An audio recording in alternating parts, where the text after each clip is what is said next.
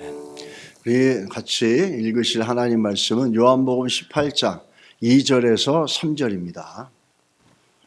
그곳은 가끔 예수께서 제자들과 모이시는 곳이므로 예수를 파는 유다도 그곳을 알더라. 유다가 군대와 대제사장들과 바리새인들에게서 얻은 아랫사람들을 데리고 등과 횃불과 무기를 가지고 그리로 오는지라. 아멘. 오늘 우리 가룟 유다에 대해서 마지막으로 12명의 제자 중에 마지막 순서가 가룟 유다입니다. 항상 보면 제자들에 대해서 설교하는 설교집들이나 이렇게 보면 늘 마지막에 가룟 유다가 가 있고요. 어떤 분은 특이하게 가룟 유다를 맨 앞으로 하시는 분들도 있습니다. 가룟 유다를 좀 더 강조하기 위해서. 근데 우리는 순서대로 사실은 어떤 가룟 유다라고 하는 그 유다가 우리에게 주는 반면 교사의 의미는 굉장히 강하죠. 가룟 유다 생각하면은 제일 먼저 생각나는 것은 부정적인 이미지를 연상시켜 주는 사람입니다. 그런데 반대로 우리가 이 가룟 유다를 반면 교사로 삼는다면 우리는 그 부정적인 것에서 긍정적인 결과들과 열매를 얻을 수가 있습니다. 가룟 유다는 오늘날 어떻게 보면은 오늘 우리가 살아가는 우리 현대 교회와 현대 교회 성도들에게 상당히 아픈 일침을 주는 인생이었다라고 얘기할 수가 있겠습니다. 가룟 유다를 보면서 가룟 유다의 닉네임도 여러 가지 있겠지만은 저는 가룟 유다를 보면서 이런 생각이 들었어요. 회개는 아무나 하는 게 아니다. 우리가 오늘 본문을 살펴보면은 이 제목을 지은 제 의도를 아실 겁니다. 회개는 아무나 하는 게 아닙니다, 여러분. 가룟 유다는 우리가 볼 때 다른 여러 가지 의미가 있지만 가룟 유다의 삶과 그 결말과 회개라고 하는 그 믿음에 우리들에게 주신 특권들, 이것과 깊은 연관이 있다는 거죠. 오늘 우리 가룟 유다를 살펴보면서 먼저 살펴본 것은 이 가룟 유다를 통해서 나온 여러 가지 표현들이 있습니다. 그 중에서도 유명한 게 주다스 고트라고 하는 표현이 있어요. 이 주다스 고트라는 건 뭐냐면 그 양을 기르는 지역이나 고대에서부터 내려왔던 건데 저 앞에 하얀 게 보이죠? 하얀 거는 양이 아니라 염소입니다. 나이가 든 오래된 늙은 염소를 훈련을 시켜가지고 그 양들을 양들을 다 속된 말로 꼬셔가지고 도살장으로 데리고 가는 거예요. 그게 주다스 고트라는 거예요. 그래서 주다라고 하는 이름이 들어간 데는 배신과 위선과 거짓이 항상 배어져 있는 표현인 거예요. 그래서 또 그 외에도 그 여러 가지 문학적인 표현이지만 주다스 홀, 유다의 구멍이다. 저건 배신의 구멍이고 함정이란 뜻이죠. 또 주다스 윈도우, 그거는 유다가 만든 창문이라는 게 아니라 그 창문으로 나가면 배신과 거짓을 경험하게 된다는 뜻이죠. 그래서 유다라고 연결되어지는 표현들은 다 그 익스프레션들이 다 부정적인 것들이에요. 거짓과 배신과 위선과 이런 것들이 연결되어 있죠. 오죽하면 저 앞으로 끌고 가는 양들을 꼬셔서 도살장으로 끌고 가는 저 염소의 이름을 유다 염소라 이렇게 짓게 되어집니다. 여러분 한번 생각해 볼 때 제자들을 살펴보면은 각 제자들마다 별명들을 우리가 지을 수가 있어요. 우리가 잘 먼저 봤던 베드로는 굉장히 다혈질의 사람이지 않습니까? 그래서 갈릴리 바다처럼 갈릴리 호수처럼 예측을 불허하는 이 다혈질의 인생이라 이렇게 얘기하죠. 또 큰 야고보와 요한은 천둥의 아들 보아너게라 이렇게 얘기합니다. 또 다데오 유다는 찬양밖에 모르는 사람이었죠. 그리고 또 우리가 잘 아는 작은 야고보는 어떻게 하지? 별명이 낙타의 무릎이었어요. 너무 기도를 많이 하다 보니까 그 무릎이 낙타의 무릎처럼 이렇게 굳어져 있었다 이런 얘기를 합니다.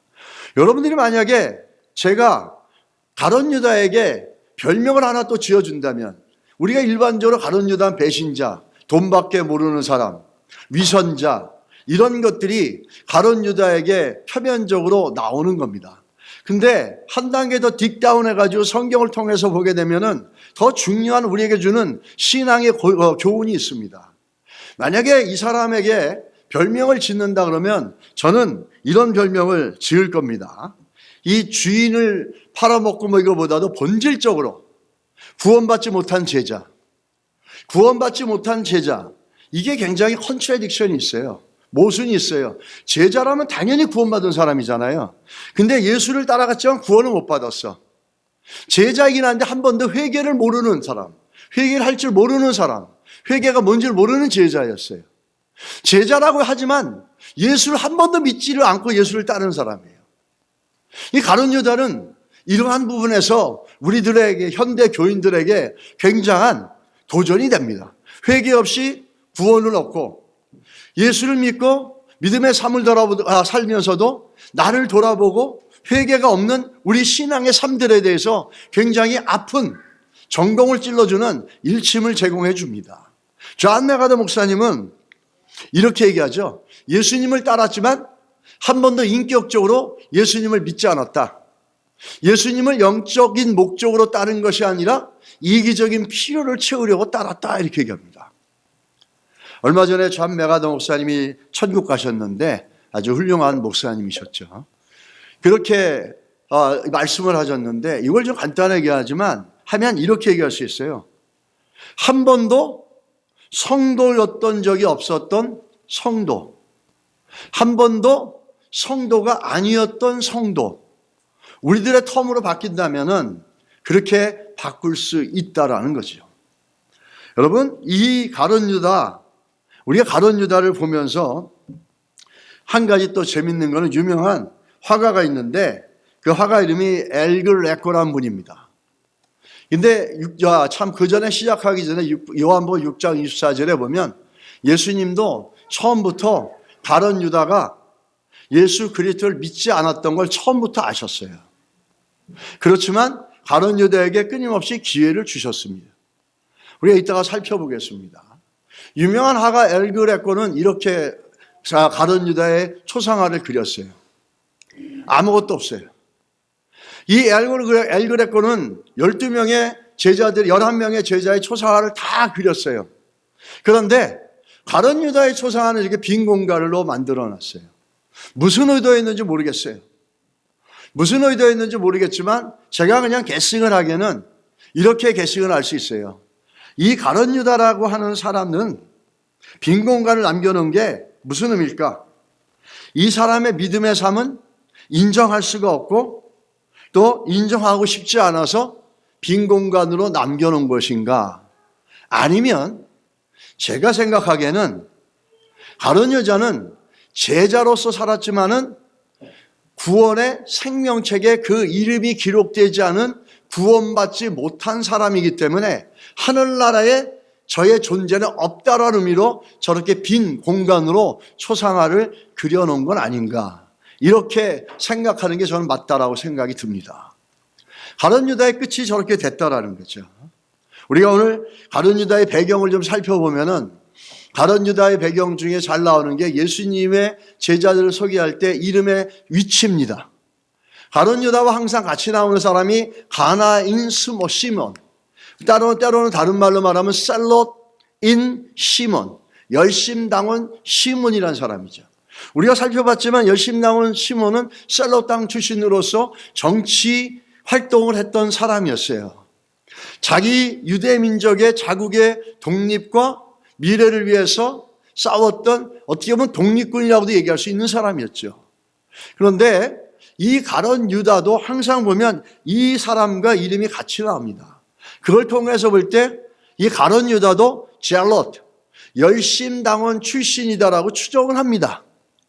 그 또 한 가지 더 깊이 추정되어지는 건 뭐냐면 이 가룟 유다는 한 가지 더 중요한 게 뭐냐면 끝까지 가룟 유다는 예수를 믿지 않았고 또 한 가지는 뭐냐면 자살을 하죠.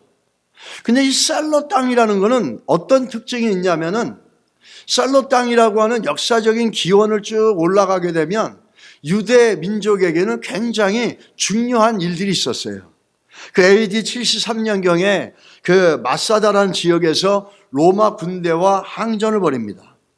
그렇게 1년 동안을 항전을 벌이다 싸우다가 도저히 자기들이 이길 수가 없고 패배가 임박해 오니까 이 셀롯 땅 열심당원들이 어떻게 합니까? 73년도에 모두가 다 자결을 합니다. 그래서 이스라엘 민족들에게는 민족 저항 정신을 보여주는 굉장히 중요한 사건이죠. 그래서 그 다음부터는 이 셀롯 땅 당원들은 위기에 처하거나 자기가 패배할 것 같으면은 불명예스럽게 패배하거나 죽는 것보다는 스스로 자결을 선택해 나갔다라는 거예요. 그런 면에서 이 셀롯 땅 출신이었다고 한다면은 이 가룟 유다가 마지막에 선택한 결과와 자기가 셀롯 땅 출신으로 그곳에서 배운 거는 굉장히 잊어버리지 않고 그것대로 행했던 거죠. 그 과거에 배웠던 것들, 그가 과거에 배웠던 그것들을 그대로 위기에 처하니까 수치감에 몰리니까 그렇게 선택했다라는 겁니다. 그게 이제 이스카리엇, 주다스 이스카리엇 이렇게 얘기하지 않습니까? 이스카리엇이라는 말은 이 셀롯 땅 안에 암살조가 있었어요. 그 암살조의 이름들이 이스카리엇이었습니다. 거기서 기인된 거다라고 하는 추정이 하나 있습니다. 또 한 가지는 가룟 유다의 고향입니다. 여호수아 15장 25절에 보면 그리옷 헤스온이라는 지역이 있어요. 그게 유력한 게 뭐냐면 예루살렘 출신, 유다 출신이잖아요. 11명의 제자들은 대부분 다 어디죠? 갈릴리 북쪽 출신이에요.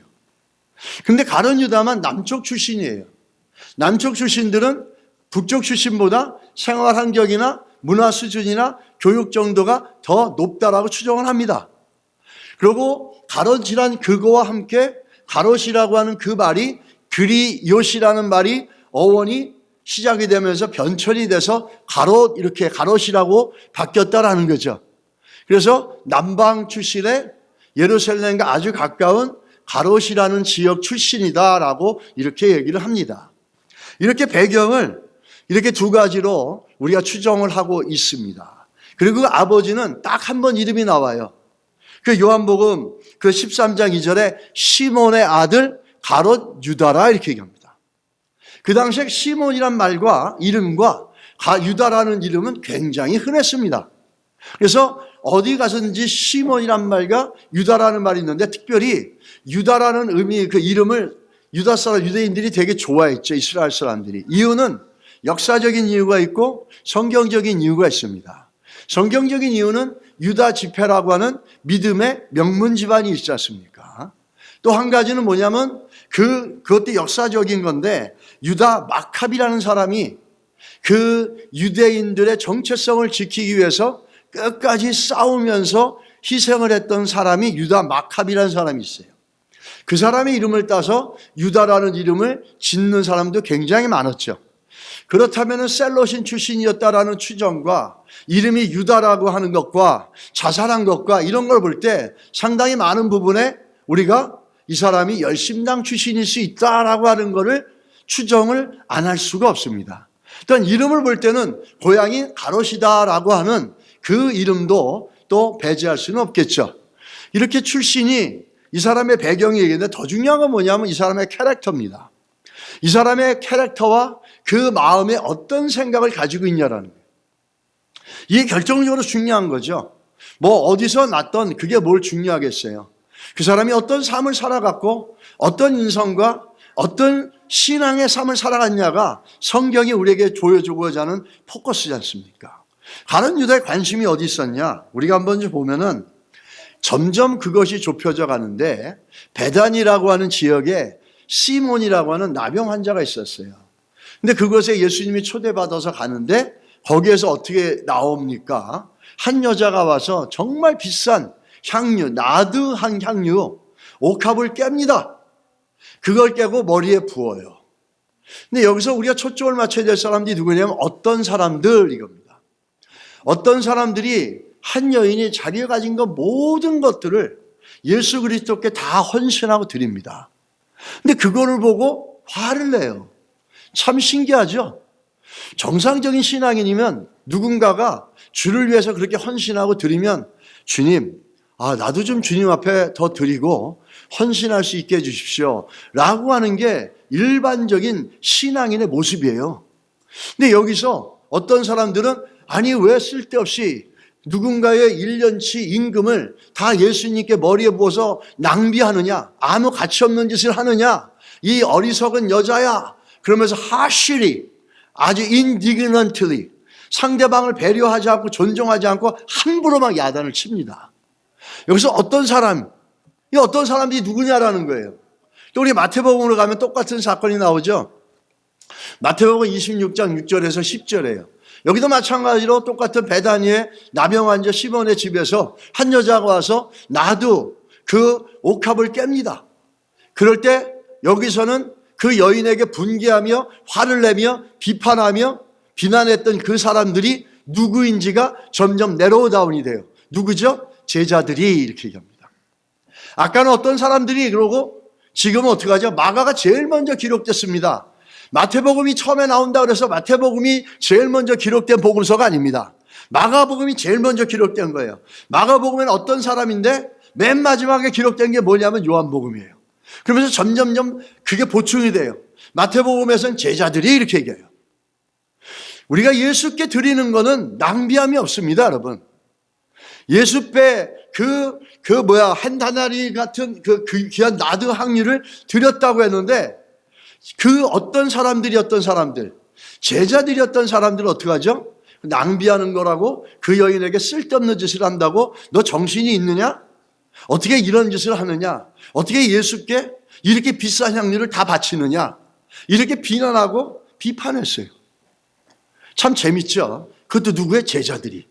예수를 따른다는 제자들이. 그러면 이게 좀 더 구체적으로 아주 스퍼시픽하게 핀다운하는 이름이 있어요. 그게 누구냐면 오늘 요한복음에 나옵니다. 요한복음은 사복음서라고 그러죠. 공간복음이라고 그러고 사복음서라고 하는데 마지막에 기록된 거예요. 그러다 보니까 앞에 것들을 보충해줘요. supplementary gospel이에요. 보충을 해주는 거예요. 그러니까 요한복음 12장 3절에 보면 우리가 봤던 거죠. 나오죠. 여기는 예수의 발에 그 향유를 다 붓습니다. 그러니까 어떻게 하죠? 아무도 오지 않는 쓸쓸하고 외로웠던 래퍼. 그 래퍼가 아니라 래퍼입니다. 이거는. 그 문둥병자 시몬의 집에 누가 와요? 문둥병자면 저주받은 거라고 하나님께 저주받았다고 근처도 못 가요. 외곽에 가서 살아야 돼요. 동구 바깥에 갇혀 살아야 돼요. 아무도 찾아오는 사람이 없어요. 근데 예수님이 찾아갔어요. 예수님이 찾아가니까 예수를 쫓아가는 아름다운 믿음을 가지고 있는 한 여인이 쫓아가서 그 쓸쓸하고 그 냄새 쾌쾌먹은 시몬의 문둥병자 집에 호흡이 빡 깨지면서 예수님 때 어떻게 하죠? 향유가 쫙 퍼지는 거예요. 저는 오늘 이 얘기하려고 하는 설계의 포인트는 이게 아닌데 사실은 너무너무 제가 이걸 좋아하는 성경 구절이에요. 야, 그 문둥병 집에 아무도 찾아가지도 않고 외롭고 쓸쓸하고 누가 같이 가서 누가 같이 밥을 먹어줘요. 누가 손가락 다 떨어지고 눈 떨어져 있는 사람하고 밥을 같이 먹어주냐고요. 혹시라도 전염되면 어떡하겠어요. 그렇게 외로운 집안에 고독한 집안에 아무도 없는 것 속에 그러고선 지나가는 건 쥐새끼들밖에 없겠죠. 근데 어머 쥐들도 어쩌면 감염될까 봐 안 올지도 모르겠지만은 어쨌든 그런 집이었는데 예수님이 가니까 그 비싼 향유가 깨지면서 온 집안이 어떻게 하죠? 그 향유로 가득 찬 거예요. 할렐루야. 이게 너무너무 아름답잖아요. 예수 때문에 예수를 따라가는 사람의 믿음 때문에 그 외롭고 적적하고 그 쓸쓸했고 아무런 기쁨도 소망이 없는 그 문둥병의 집안이 아주 향기롭고 고급스러운 향유로 가득 찬 거예요. 이게 예수를 믿는 여러분과 저를 통해서 우리가 가는 삶 속에서 환경 속에서 드러나야 될 냄새고 향유고 향기인 줄 믿습니다. 이렇게 되어집니다. 근데 그걸 보고 아까는 누가 그랬죠? 어떤 사람들이 some of them 그리고 아까는 또 어떻게 disciples 제자들이 그러다가 지금 요한복음 12장 4절은 요한이 정확하게 얘기해줘요. 제자 중 하나로서 예수를 잡아줄 가룟 유다가 말하되 이렇게 얘기합니다. 이 향유를 어찌하여 300데나리온에 팔아 가난한 자를 주지 않고 여기다가 낭비하느냐 이렇게 얘기하죠. 이게 유다의 모습이에요. 이중성을 얘기해 주는 거예요. 지금 유다에. 그게 요한복음이 정확하게 얘기하죠. 여러분들 착각하지 마세요. 후대 2000년 후에 이 성경을 읽는 여러분들 착각하지 마세요. 누가 이렇게 했는지 아십니까? 다른 사람들이 한 게 아니에요. 바로 유다가 했어요. 그것도 가룟 유다가. 여러분 가룟 유다와 유다서를 성경에 제일 짧은 책이 유다서잖아요, 신약에. 그 유다서를 지은 사람하고는 다른 사람입니다. 전혀 다른 사람들이에요. 착각하지 마세요. 그래서 신앙생활 하면은 그 정도는 알아야죠. 그 유다가 그 유다야? 그 유다가 저 유다 같고 저 유다가 이 유다 같으면 안 됩니다. 이 유다가 다른 거예요. 그런데 여기서 이 요한이 정확하게 얘기했죠. 가론 유다라 그러면서 그가 어떻게 했다고 하죠? 예수님을 향해서 옥합을 깨서 예수님 때문에 옥합을 깬 여인 때문에 어떻게 했어요? 그 배단이 시몬 문둥병자 집이 향유로 가득 차버린 거예요. 근데 그걸 보고서 비난을 하는 거예요. 야, 그렇게 비싼 거를 왜 갖다가 그렇게 하느냐? 얼마나 낭비하느냐? 이걸 팔아서 가난한 사람들한테 주지. 그런데 그 바로 밑에 뭐라 그럽니까? 이렇게 말하면 가난한 자를 생각하는 게 아니라 not concerned about the poor. 가난한 사람에 관심이 없어요. 그러면서 뭐라 그러죠? 그는 도둑이다. He is a thief. 그는 도둑이다 이렇게 얘기합니다. 왜? 그가 돈깨를 맡고 있는 사람이에요. 재정을 맡고 있는 사람이에요. 근데 누가 헌금을 하면 자기가 아유 우리 하나 이거 해가지고 받아주는 거죠. 아마 가룟 유다 그럴 거죠. 그걸 헌금을 하면 냈으면 이 돈깨에 집어넣으면 내가 감당하고 있는 돈깨에서 내가 또 뺐을 텐데. 그래서 뭐라고 그러죠? 돈깨를 막고 거기 넣은 것을 훔쳐감이라 이렇게. 근데 훔쳐감는데 필퍼라고 하는 단어를 써요. 그거는 좀도둑이 조금씩 야금야금 훔쳐가는 거예요. 자기 필요를 따라서. 예? 그 짓을 했던 거예요. 야, 그걸 갖다 우리 주님 앞에 드리지 말고 헌금을 했으면 어떡하죠? 내가 뺐으면 될 텐데. 내가 쓰면 될 텐데. 내가 그거 적금 들으면 될 텐데. 뭐 차 사면 될 텐데. 이런 생각을 하고 있었던 거예요. 이게 가룟 유다라는 거예요. 여기서 뭐가 보여집니까? 가룟 유다의 히포크리시, 이중성, 위선을 보여주는 거예요.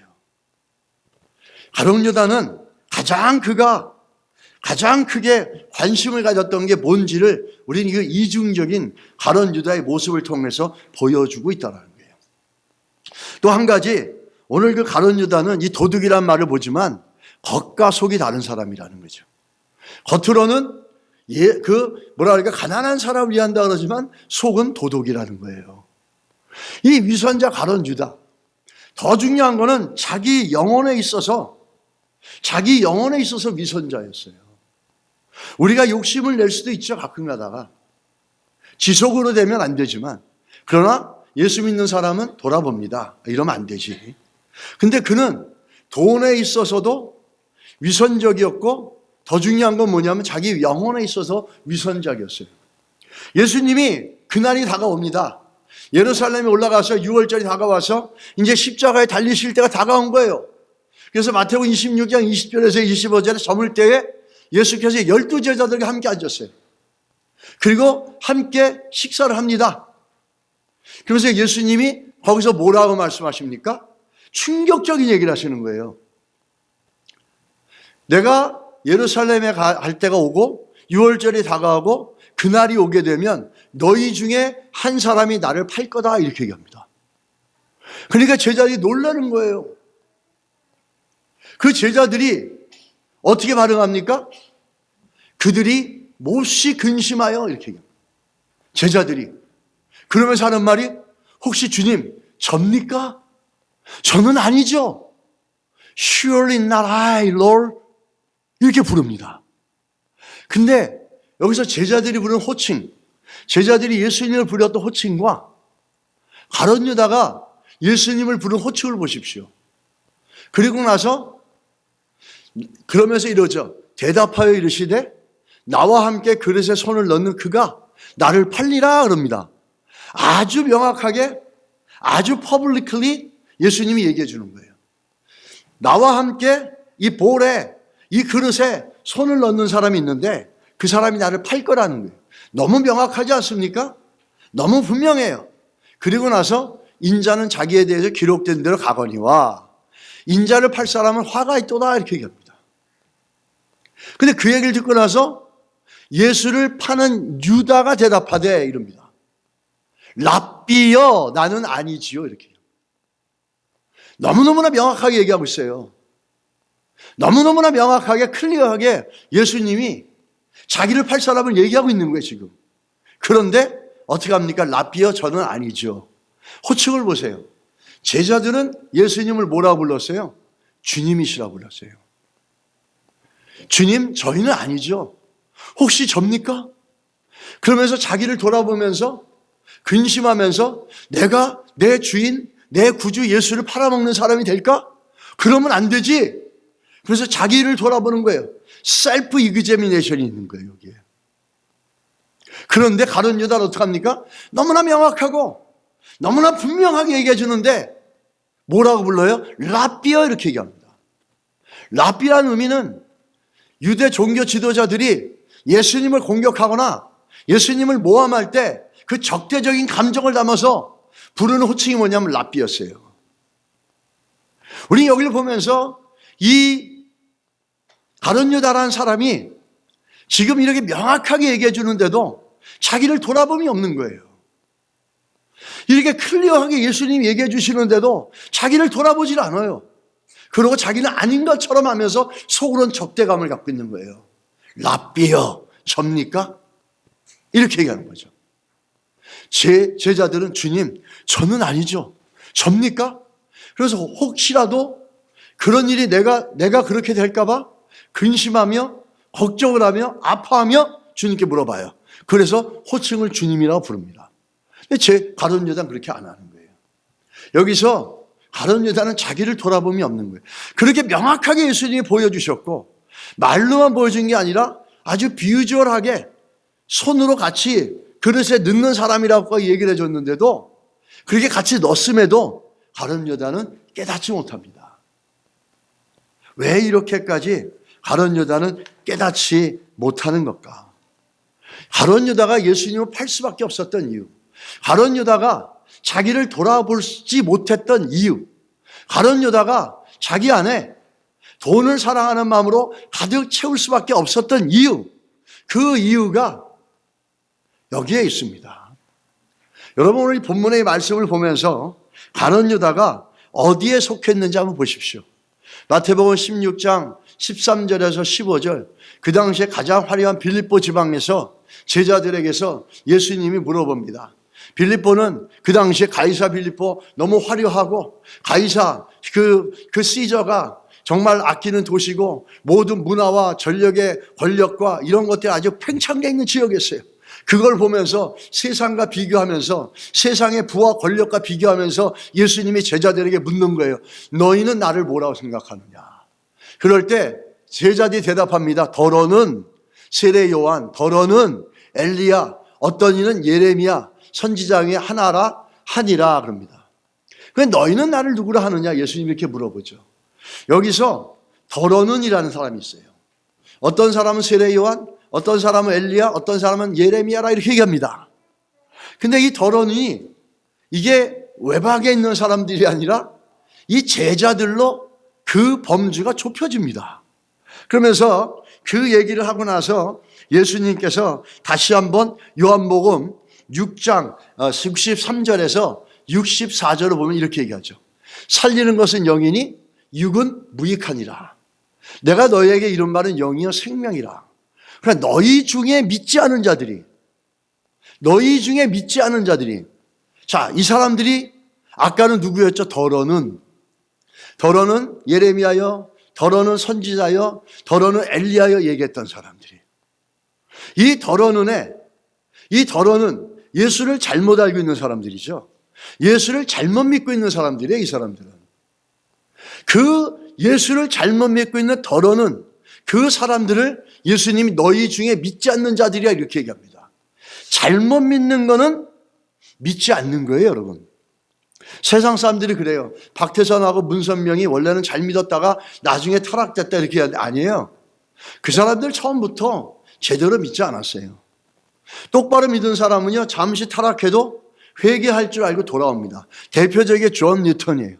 어메이징 그레이스, 우리가 부르는 그 찬양, 그 목사님 노예 상인으로 광폭한 시절을 보냈어요. 근데 어렸을 때 주일학교 다니면서 어머니에게 신앙을 이어받았고 그걸 배웠고 그렇게 살다가 어느 순간인가 위기에 처하니까 그는 예수를 찾고 회개하면서 변화되어집니다. 똑바로 믿은 사람은 하나님의 구원은 완전하기 때문에 잠시 타락할 수 있어도 반드시 회개를 통해 돌아옵니다. 그러나 처음부터 똑바로 믿지 않은 사람들은 마지막까지 똑바로 못 믿어요. 그러니까 믿지 않는 사람이 있다는 거예요, 너희 중에. 아까는 더러운 눈이라 얘기했잖아요. 더러운 눈을 중요하게 제자들 중에 some of the disciples don't believe in Jesus. 예수님을 믿지 않는다는 거예요. 거기에 누가 들어가죠? 오늘 그 다음에 보세요. 예수께서 믿지 않는 자들이 누구이며 자기를 팔자가 누구인지를 처음부터 아십니다. 그 믿지 않는 자들에 누가 있다라는 거예요? 제자 그 가룟 유다가 있다라는 거예요. 가룟 유다 안에 가룟 유다가 속했던 그룹이 뭐냐면 더러는 그리고 지금은 믿지 않는 자들 중에 가룟 유다가 있다는 거예요. 그걸 처음부터 예수님은 아셨다라는 거예요. 근데 왜 가룟 유다에게 계속해서 기회를 주시는 겁니다. 우리가 그 후반에 가서 우리가 이 가룟 유다 보면서 나오는 말이 예정론을 얘기합니다. 여러분 하나님의 예정론이라고 해서 기계적으로 이렇게 딱 누르면 여기서 딱 이렇게 되는 게 아니에요.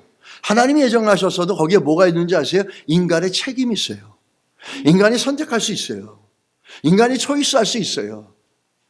초이스하게 되면 그게 실제가 되는 거고 초이스하지 않으면 가상적으로 남아있는 또 다른 선택은 남아있는 거예요.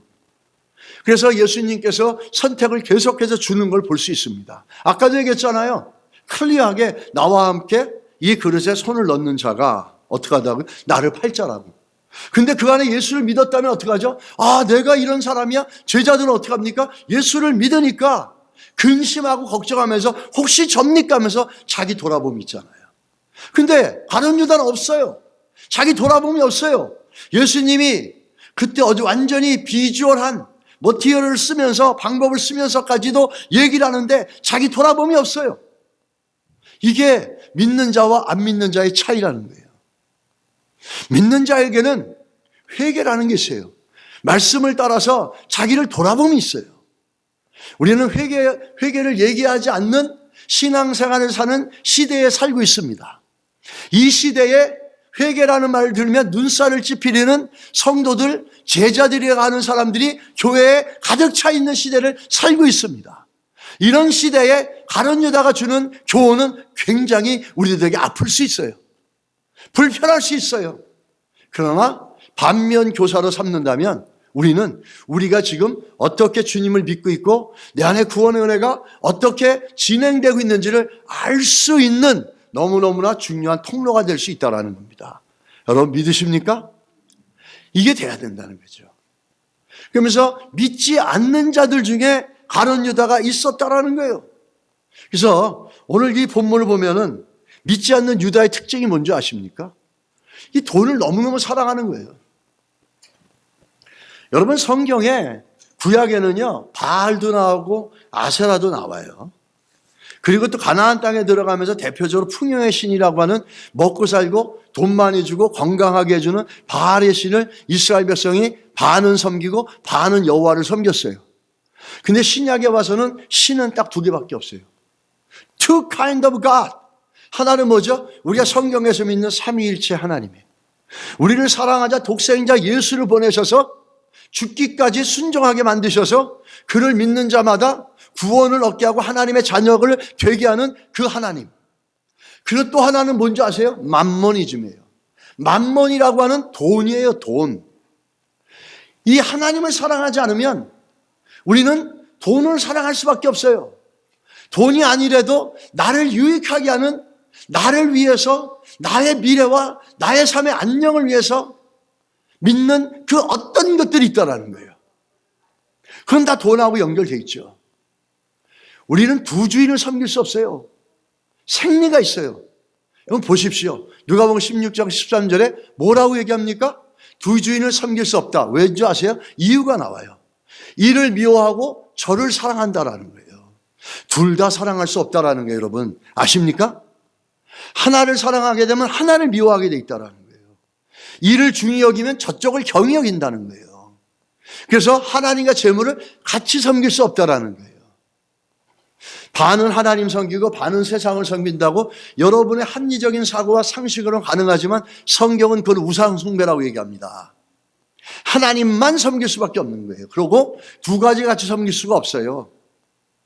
돈을 사랑하게 되면 하나님을 미워하게 되고, 돈을 사랑하면 하나님을 멀리하게 되고, 하나님을 사랑하면 하나님의 자리에 들어오려는 그 어떤 것, 돈과 같은 존재를 미워하게 됩니다. 하나님을 사랑하면 하나님의 위치를 차지하려는 그 어떤 것, 돈과 같은 권력과 돈과 명예와 이와 같은 것들이 어떻게 되죠? 경히 여겨집니다. 가볍게 여겨져요.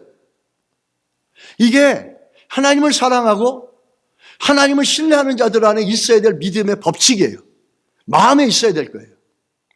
여러분, 우리 안에 정말 하나님 사랑하는 마음만 있기를 주의 이름으로 간절히 축복합니다. 그렇게 하셔서 세상의 명예와 권력과 이런 것들에 막 좌지우지 되면 안 되죠. 근데 제가 요즘에 조금 유혹되는 게 하나가 있어요. 그 사람들이, 제 친구가 하나인데 싱가포르 친구인데 몇 년 전부터 그 공부할 때인데 2016년 그때 15년 때부터 나한테 하는 말이 있었어요. 야, 비트코인 사라. 비트코인 사라 그러는 거예요. 그래서 나는 비트코인은 죄라고 생각했거든요. 가상화폐는 죄다. 그거는 정말 어둠의 돈들이다. 막 이렇게 생각해서 귀뚱으로도 안 들었어요. 근데 맨날 나만 보면 그러고 얼마 전에도 봤는데 나한테 그러더라고. 비트코인 사라고. 근데 이제 비트코인이 엄청 비싸잖아요. 우리 집 팔아도 뭐 2개도 못 살아요, 잘. 그게 이제 엄두가 안 나는데 제가 이제 후회하는 거예요. 아, 내가 그때 샀을 걸. 그때라서 내가 이렇게 비트코인 그 돈을 계산해 내려가 보니까 그때 2015년, 16년에 막 400불 그러더라고. 와, 이 정도 내가 살 수 있었는데. 아, 주여, 어찌하여 그때는 듣는 기가 없었나이까. 막 이러면서 통탄을 하고 막 그랬어요, 내가 얼마 전에. 야, 이거 샀으면 지금쯤 몇 배가 살았을 텐데. 근데 제가 돌아보면서 아, 역시 나는 하나님 사랑하는 것보다 돈을 더 사랑하나 보구나. 그런 생각이 좀 가슴에 와닿으면서 아, 이러면 안 되지. 근데 아직까지도 아, 그랬으면 좋았을 거라는 아쉬움은 있는데 이제 제 믿음이 그걸 자꾸 이렇게 거부합니다. 그러면 안 된다. 그러면 안 된다. 그때 샀었으면 얼마나 좋겠어요. 근데 그렇게 안 된 게 더 좋죠. 아마 그러면 지금 목회 안 하고 있었겠죠. 그 돈 갖고 열심히 다녔고 우리 집사람 너무 좋아했을 거야, 그러면. 우리는 어떤 분들처럼 오늘은 터키 가서 한 달, 아니면 내일은 프랑스 가서 한 달, 막 이렇게 살자 그러면 나보다 더 좋아해, 사실은. 더 좋아하고 오늘은 뭐 먹을까 막 그랬는데 주께서 우리를 불쌍히 여기시고 우리를 너무너무 사랑해서 그거를 귓등으로 안 듣게 해주신 은혜가 있었던 것 같아요. 그때 들었으면 정말 큰일 날 뻔했겠죠. 어쩌면 그 엘그레커가 그 초상화를 그릴 때 제 초상화에도 그림이 없을 수도 있어요. 그렇게 되면. 근데 너무너무 감사하게 듣질 않았다는 겁니다. 우리 두 가지를 같이 사랑할 수 없어요. 두 가지를 같이 섬길 수가 없어요. 이게 우상과 진리 가운데 일어나는 컨플릭이에요. 이게 우상과 진리 사이에 일어나는 컨프런테이션이에요. 이거를 모르고 있으면은 돈도 사랑하고 하나님 사랑한다는 걸 무식하게 떠들어대는 거예요. 세상으로는 무식하지 않고 합리적이지만 성경적으로 볼 때, 하나님의 시야로 볼 때 참으로 무식한 거예요, 그거는. 왜? 성경은 분명히 얘기하잖아요. 하나를 미워하면 하나를 사랑하고 하나를 사랑하면 다른 걸 미워할 수 있고 같이 공존할 수가 없어요. 여기는 공존의 법칙이 아니에요. 세상에는 상호 공존한다 그러죠. 그러면서 화평하죠. 참된 화평과 평화는 예수 그리스도의 피로만 나옵니다. 그게 참된 화평이에요.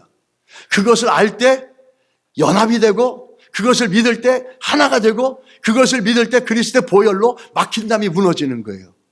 그걸 빼놓고 화평과 연합만 얘기하는 건 그건 거짓입니다. 오늘 분명하게 얘기하잖아요. 두 가지 같이 갈 수 없어요, 여러분. 여러분 어떠세요?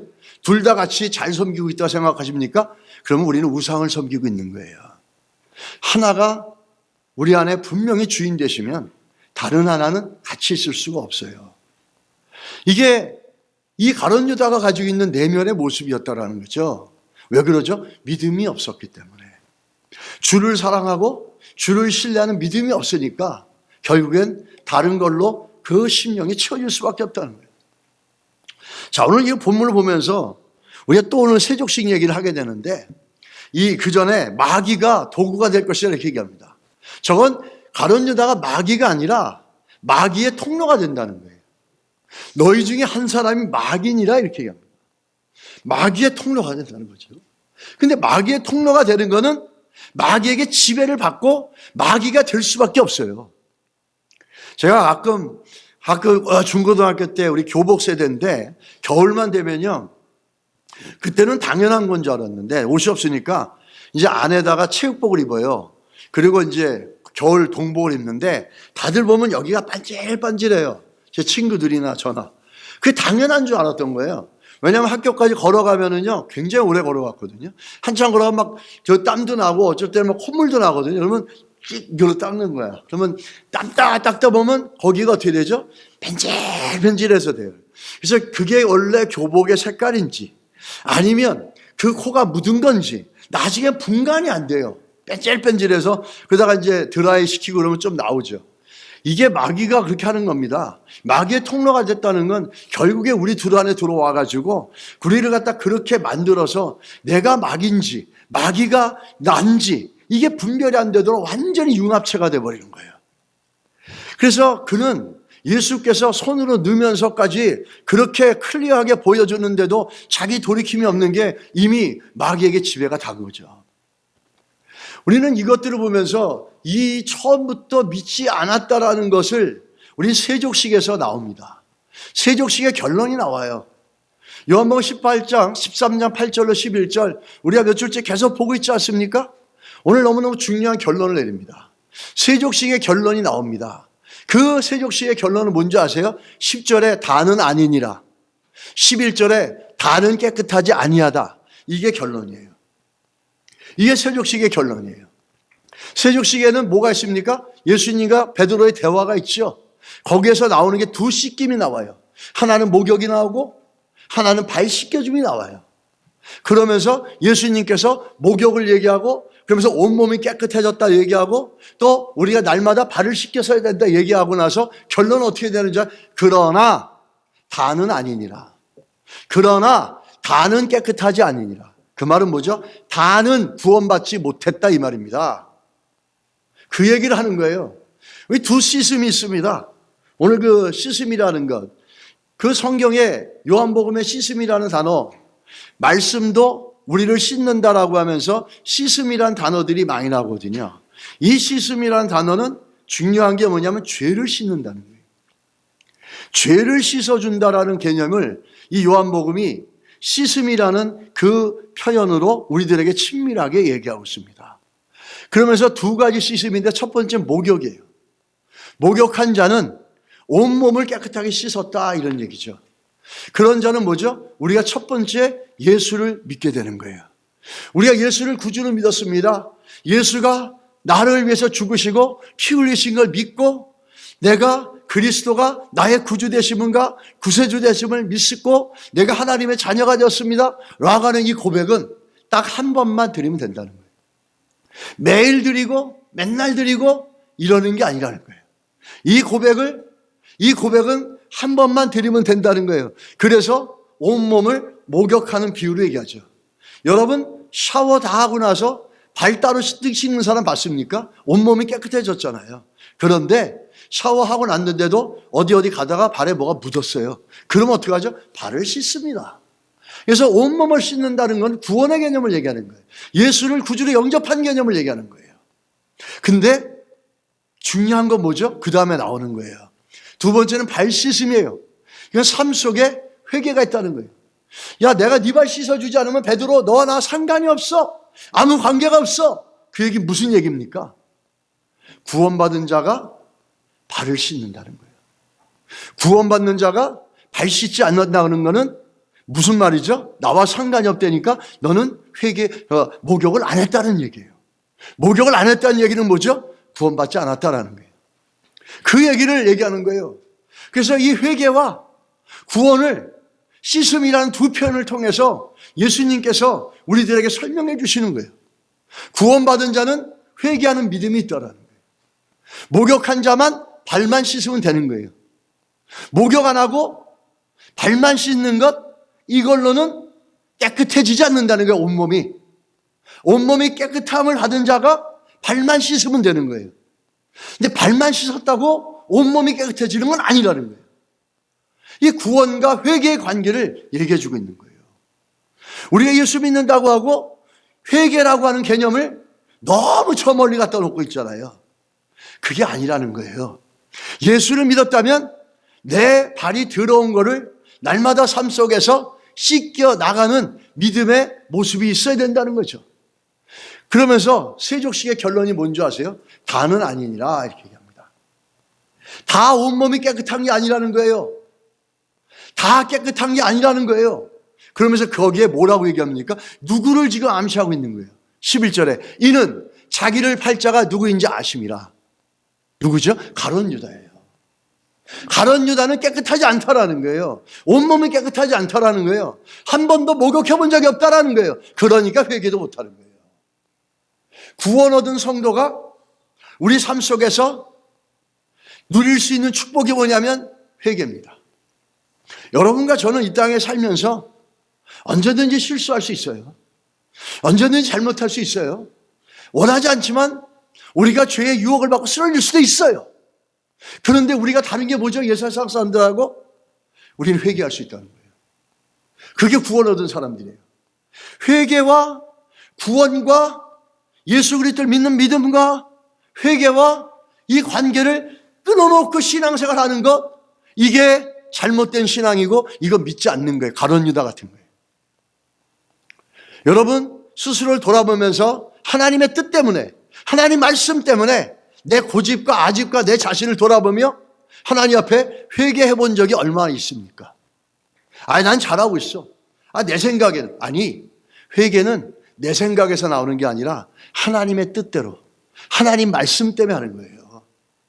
그래서 우리가 간혹 실수하는 게 있죠. 어떤 거를 우리가 실수합니까? 그 전에 먼저 이 사단이 이 가룟 유다 안에서 어떻게 일하고 있는지를 보세요. 가룟 유다가 사단에게 끌려갑니다. 첫 번째, 같은 요한복음 13장인데 앞에 나오는 마귀가 가룟 유다에게 어떻게 합니까? 생각을 넣었더라 이렇게. 생각이 얼마나 중요한지 아시겠죠? 생각은 성령이 우리들에게 넣어주는 생각도 있고 이 진리의 말씀이 우리에게 넣어주는 생각도 있어요. 그런데 마귀도 그 생각을 이용합니다. 그 생각을 마귀가 이용해서 마귀의 생각을 넣어줄 때가 있어요. 그런데 가룟 유다가 여기서 만약에 믿음이 있었다면 마귀가 넣어주는 생각을 분별할 수 있었을 거예요. 할렐루야. 근데 믿음이 없으니까 그 생각을 덥석 받아가지고 그 콧물에 교복이 뺀질뺀질해진 것처럼 그렇게 자기 안에 들어가서 가룟 유다인지 그 마귀가 가룟 유다인지 분별이 안 될 정도로 뺀질뺀질하게 서로 assimilated, 동화가 돼버린 거예요. 이게. 이렇게 돼버린 거예요.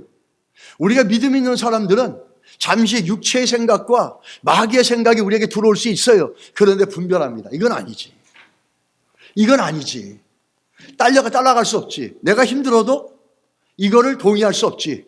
내가 힘들어도 손해보더라도 따라갈 수 없지. 나가라. 예수 이름으로 꾸짖고 찬양으로 바꾸고 말씀을 묵상하고 말씀으로 생각을 밀어낼 수 있습니다. 할렐루야. 이게 영적 전쟁이에요. 근데 그런 믿음이 없는 가룟 유다 어떻게 하죠? 덥석 받아서 그 다음에 요한복음 13장 26절 27절에 가면 예수님이 뭐라 그래요? 그때는 마귀가 어떤 활동을 합니까? 예수께서 대답하시되 내가 떡 한 조각을 적셔다 주는 자가 그니라. 아까는 그 그릇에 넣는 자가 그니라. 지금 내가 떡을 먹여주는 자가 그니라. 너무너무 명확하잖아요. 바보도 알 거예요. 그러면서 어떻게 하죠? 한 조각을 적셔서 가롯 시몬의 아들 유다에게 주시니라. 그러면서 조각을 받은 후 곧 사탄이 그 속에 들어간지라. 앞에 거는 씨를 뿌리는 겁니다. 사단이 생각을 넣었다라는 그 넣었다는 의미는 농부가 씨를 뿌리는 것처럼 씨를 뿌리는 거예요. 그 두 번째 나오는 그 속에 사단이 들어갔다라는 거 뭐죠? 이미 왕성하게 그게 자라가지고 가룟 유다의 마음을 완전 지배를 해가지고 분별이 안 되는 거예요. 마귀의 생각인지 가룟 유다의 생각인지. 그러니까 예수님이 어떻게 하죠? 이때는 예수님도 포기하십니다. 유다에게 이르시되 네가 하는 일을 속해라. 너 하고 싶은 그 일 해라. 이렇게 예수님께서 딱 정리하죠. 더 이상은 아무리 쩍셔서 먹이고 볼에 손을 같이 넣어서 이렇게 눈으로 보여주는 걸 해도 얘는 깨달을 애가 아니고 돌이킬 애가 아니고 회개할 애가 아니라는 거예요. 그러니까 이제는 완전히 사단에게 붙잡힌 거예요. 떠나가라는 거죠. 또 한 가지, 우리들 살면서 우리에게 세상의 생각들, 육체의 생각들, 마귀의 생각들을 우리들에게 유혹되어져서 우리가 그것들이 들어올 때가 있어요. 근데 믿음 있는 사람과 믿음이 없는 세상 사람들과 차이는 뭐죠? 믿음 있는 사람은 분별해요. 아, 이건 아니지. 그러면서 갈등이 되더라도 힘이 들더라도 그것을 밀어내고 그것과 싸울 수가 있어요. 기도로, 말씀으로, 찬양으로 싸울 수가 있어요. 예배로 싸울 수가 있어요. 근데 그렇지 못하면 그 생각이 계속 자라서 나를 지배한다는 거예요. 여러분 속지 마시기 바랍니다. 여러분의 생각 속에 들어오는 것들에 대해서 잘 분별해서 정말 하나님이 원하시는 의의 병기가 돼야지 불의의 병기가 되어서는 안 됩니다. 어디서부터 시작됩니까? 우리의 생각에서부터 시작된다는 거예요. 그래서 우리는 오늘 이 마귀가 가룟 유다를 보면서 여러 가지를 볼 수 있는데 또 그 중에 하나가 바로 이 마귀가 하는 겁니다. 또 한 가지는 여러분 우리가 회개와 후회는 다른 겁니다. 후회하는 거와 회개하는 거는 같지가 않습니다. 가룟 유다가 그가 어떻게 합니까? 마태복음 20절 3절에 4절에 보면 나중에 예수님을 팔고 나서 그의 정죄됨을 보고 마음의 양심의 가책을 느끼는 거예요. 그러고 스스로 뉘우쳐 이렇게 얘기합니다. 무죄한 피를 팔고 죄를 범하였도다 이렇게 얘기합니다. 자기가 뉘우치고 자기가 지금 후회하고 있는 거예요. 그런데 이 후회는 했지만 이거는 어떻게 해야 되는 겁니까? 양심의 정죄함 때문에 후회는 하고 죄라는 건 알았지만 이건 후회지 회개가 아니에요, 여러분. 후회와 회개는 달라요. 그 또 비슷한 말씀이 마태복음 27장 5절하고 8절에 보면 유다가 은을 성수에 던져놓고 이렇게 얘기합니다. 물러가서 스스로 목매어 죽은지라 자살을 합니다. 아까 셀로 땅들의 전통이 뭐냐면 위기에 처하면 자살한다 그랬잖아요. 이게 예수를 따라다니기 전에 과거에 배웠던 건데 그 과거가 변화되지 않았기 때문에 여전히 과거의 영향 속에서 위기에 처하니까 똑같은 결론을 내리게 됩니다. 그러면서 그 은을 거두며 이르되 이것은 판 것이고 성전구에 넣어 둠이 옳지 않다. 그 밭을 핏밭이라 일컬으리라.